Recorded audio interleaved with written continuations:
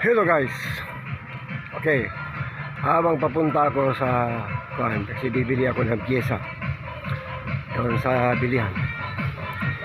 Ito dagdag na prueba na ang ama, ang may likha, ay nakipag-usap ng mukhaan sa mga tao. Okay. Itong si Moses umakyat sa Horeb.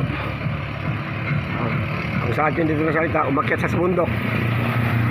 40 days and 40 nights siya doon.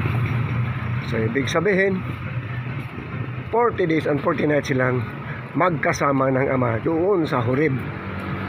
Okay, analyze tayo. Nung bumaba si Moses galing sa bundok, nagre-reflect ang mukha ng ama sa mukha niya. Ang mga Israelita ay hindi kayang tumitig sa mukha niya.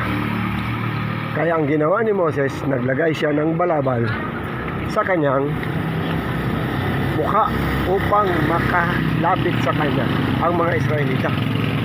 Kasi nasisilaw ang mga Israelita sa kanyang mukha. Yan ang tanong. Kaya nasisilaw, nagre-reflect ang mukha ng ama sa kanya kasi harapan silang nag-uusap. Kung nakatalikod ang ama, hindi yan nagre-reflect sa kanya.